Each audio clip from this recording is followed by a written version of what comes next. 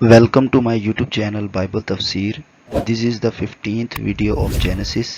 یہ پیدائش کی کتاب کے سلسلے میں 15ویں ویڈیو ہے. اس ویڈیو کے اندر پیدائش 14 باب کا تفسیری مطالعہ موجود ہے. اس باب میں 4 باتیں بیان ہوئی ہیں. سدوم کے بادشاہ اور اس کے اتحادیوں کے ساتھ جنگ آیت 1 اور 11 میں ہے، اور پھر اگر آیت 12 میں دیکھیں تو جنگ میں لوط کا قید ہو جانا. پھر آیات 13 سے 16 میں ابراہیم کا لوط کو قید سے چھڑانا. اس کے بعد آیت 17 اور بعد کی آیات میں اس مہم سے ابراہیم کی واپسی. یہاں ابراہیم کے ساتھ خدا کا وعدہ جزوی طور پر پورا ہوتا ہے کہ وہ نامور ہوگا.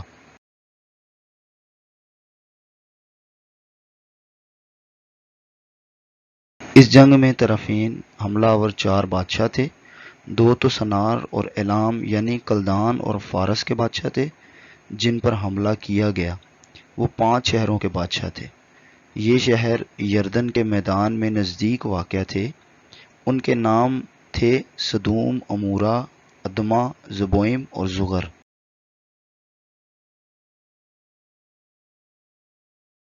اس جنگ کی وجہ یہ تھی کہ ان 5 شہروں کے بادشاہوں نے کدرلاؤمر کے خلاف بغاوت کر دی تھی.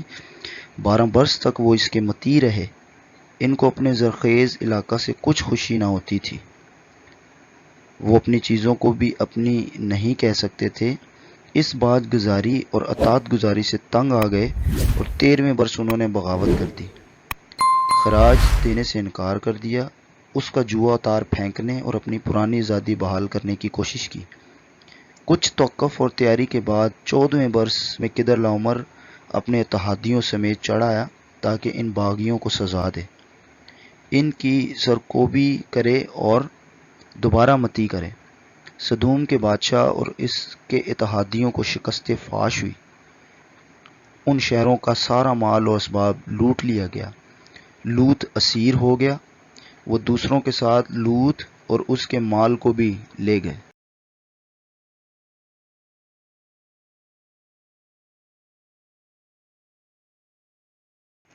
آیت 13 سے اگر 16 میں دیکھیں تو یہاں اس فوجی کارروائی کا ذکر ہے جو ابراہیم نے کبھی کی. یہ کارروائی بھی اس نے مجبوراً کی، کسی مہم جوئی یا لالچ کی غرض سے نہیں، بلکہ خالصتاً محبت کے اصول کے تحت کی. دولت حاصل کرنے کے لیے نہیں، بلکہ اپنے دوست کی مدد کرنے کے لیے. ابراہیم کو اپنے رشتہ دار کی مصیبت کی خبر ملتی ہے.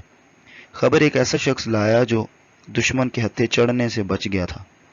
اس مہم کی تیاری سے پتہ چلتا ہے کہ ابراہیم بہت بڑا آدمی اور بہت سے نوکر چاکر اس کے دستے نگر تھے.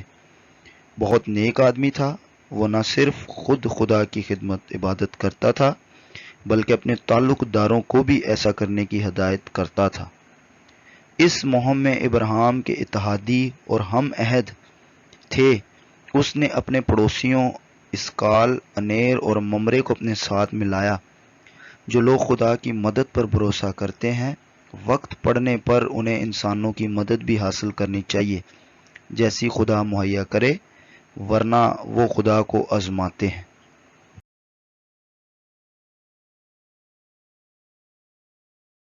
اس نے اپنے رشتہ دار کو چھڑا لیا. اس نے کچھ عرصہ پہلے کے جھگڑے کو یاد نہ رکھا. یاد رکھیں، جہاں تک ہمارا بس چلتا ہو ہمیں مصیبت زدہ لوگوں کی مدد اور اعانت کرنے کو تیار رہنا چاہیے. ابراہیم نے باقی قیدیوں کو بھی چھڑا لیا، اگرچہ وہ ان کے لیے غیر اجنبی تھے، مگر لوط کی خاطر اس نے ان کو بھی رہائی دلائی، حالانکہ اس پر یہ فرض عائد نہیں ہوتا تھا. یاد رکھیں کہ جہاں تک ہو سکے ہم سب لوگوں کے ساتھ بھلائی کریں.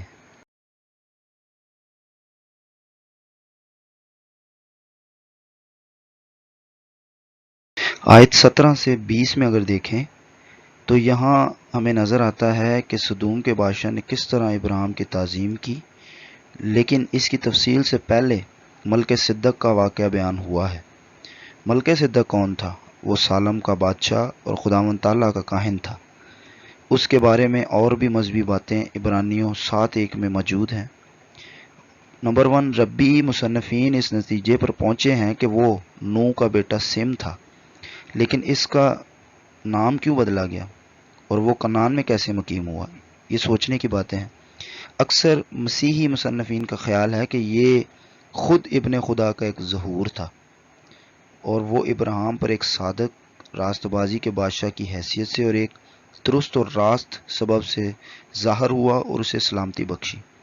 مگر عام مقبول رائے یہ ہے کہ وہ کنعان کا ایک بادشاہ تھا جو سالم میں حکومت کرتا تھا اور وہاں سچے مذہب کو قائم رکھے ہوئے تھا۔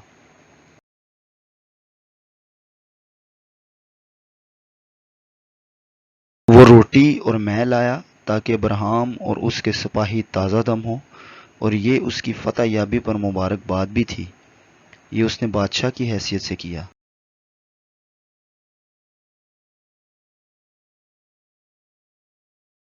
خدا تعالیٰ کا کاہن ہونے کی حیثیت سے اس نے ابراہیم کو برکت دی۔ یہ برکت ابراہیم کے لیے روٹی اور مے سے زیادہ بڑی تازگی تھی۔ اس نے ابراہیم کو خدا کی طرف سے برکت دی۔ غور کریں کہ یہاں اس نے خدا کو کیا القاب دیے ہیں۔ یہ القاب بے حد جلالی ہیں۔ خدا تعالیٰ آسمان اور زمین کا مالک یعنی حقیقی مالک، تمام مخلوقات کا متکل نان خداوند، کیونکہ اسی نے سب کو بنایا ہے۔ ملک صدق کے ساتھ کیا کیا گیا؟ ابراہیم نے سب کا 10واں حصہ اسے دیا، یعنی مال غنیمت کا۔ عبرانیوں 7:4 میں اس سے یہ مراد لے سکتے ہیں کہ جو کچھ ملک صدق نے کیا یہ اس کا صلہ خدمت تھا۔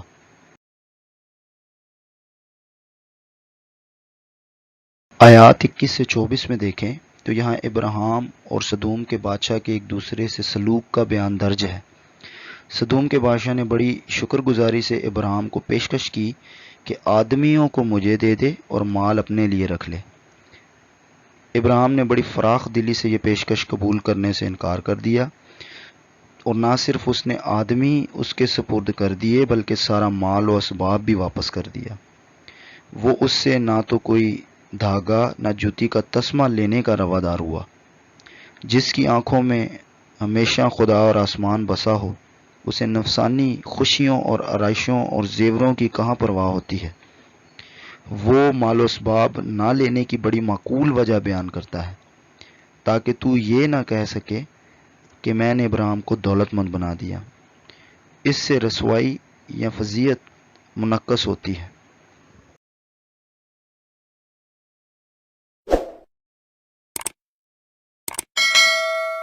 Thanks for this video. Keep supporting, keep sharing. God bless you and welcome to Bible Tafsir for Learn Bible. Thanks a lot for your support. Please subscribe this channel, hit the like button and press the bell icon. Thank you guys.